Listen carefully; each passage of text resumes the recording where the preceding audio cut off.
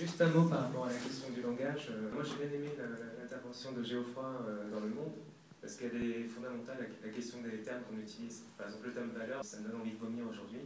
Enfin, pour moi, les valeurs, elles se dévaluent aussi vite que les paroles qui les bafouent, que les actes qui les bafouent, et que quelque part, ce qui est le plus important, c'est les principes qui guident nos actions. Des termes comme migrants, c'est pas des migrants, c'est des travailleurs d'abord. Et il faut aller aussi au-delà de l'humanitaire, c'est-à-dire que c'est une politique qui date pas d'aujourd'hui. Il suffit de lire Le vaisseau des morts de Travel.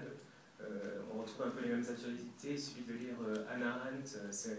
Elle décrit ce qui est en train de se passer dans l'entre-deux-guerres. Il y a encore plus il y a des millions, il y a près de 200 millions aussi sur cette période de réfugiés. C'est une politique où on va confier de plus en plus un pouvoir exceptionnel, énorme à la police, qui à la fin va devenir non plus un instrument, mais un pouvoir à lui tout seul. Et comme elle dit, le monde n'a rien vu d'humain dans la nudité abstraite d'un être humain. Voilà. C'est-à-dire que c'est au moment où un homme est abstrait de sa profession, de sa religion, de sa nationalité, il n'a plus rien.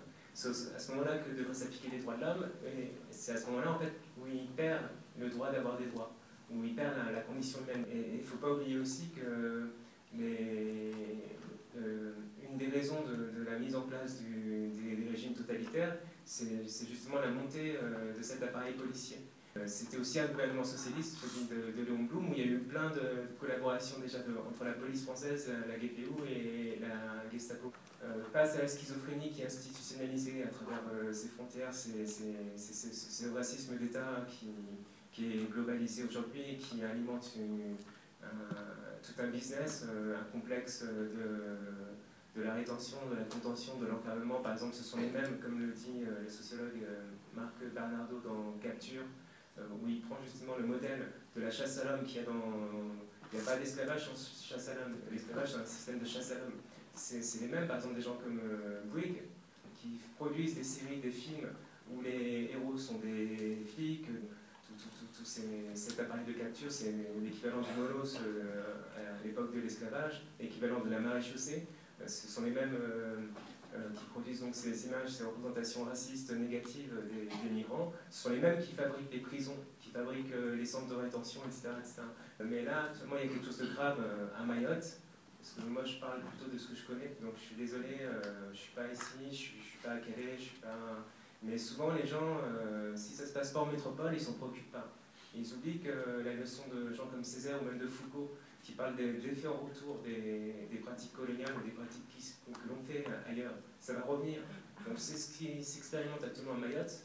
Un jour, ça va s'expérimenter ici. Si vous tapez Mayotte asphyxiée et vous tapez Kwezi, Kwezi, vous allez atterrir sur le chaîne de la radio Mille Collines de Mayotte. C'est-à-dire un média de haine. C'est une radio-télévision avec journal. Vous allez arriver sur une page où vous pouvez télécharger ce tract. C'est un appel à la chasse à l'homme. C'est-à-dire si vous avez envie de faire un safari, rendez-vous dimanche 15 mai 2016, point de départ au plateau de Bouigny, un village du sud de Mayotte, à 6h pour le tour de la commune, 6h du matin bien sûr. Donc appel à l'aide à l'ensemble des Mahorais et autres personnes qui aiment Mayotte. Donc toute personne, je lis ce qu'il y a sur le tract, toute personne en situation, c'est dommage que Madame Taubira soit pas là, toute personne en situation irrégulière, c'est un hors-la-loi, or elles sont protégées par l'État, droit au logement, prestations sociales, droit. Alors, manifestation et action d'expulsion, enfin c'est plein de fautes, pacifiques contre l'immigration clandestine. Quitter nos maisons et nos terres. Et c'est suivi d'un grand volet. Un grand volet, c'est un grand barbecue. Voilà, pour couronner le tout. Voilà où on en est à Mayotte. Et on parlait d'archipel. Mayotte, c'est pas une île seule. Salam alaikum. Les élites locales, les institutions françaises sont en train de produire ex nihilo un peuple mahorais. Donc là, on assiste, c'est pas juste une question d'immigration, on est en train de détruire une société. Là, actuellement. Et on va vers des pogroms. Là, ce que vous voyez, c'est rien par rapport à ce qui se passe à Mayotte. Je suis désolé, hein, ils brûlent des maisons, ils chassent des centaines de personnes, ils se rassemblent à Tsimkoura, une centaine, on est pour des...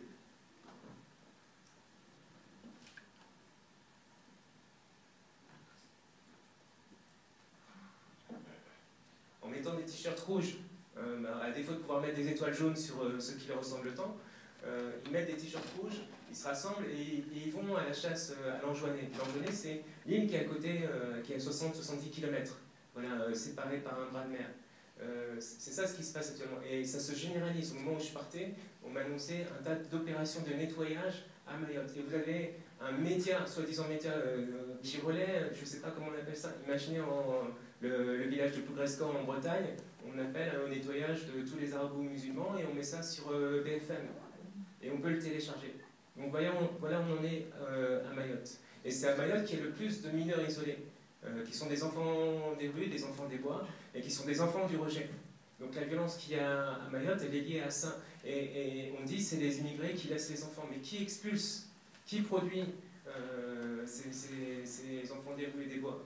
C'est l'État français, avec la complicité des autorités locales. Les Mahorais, ils se détruisent eux-mêmes actuellement.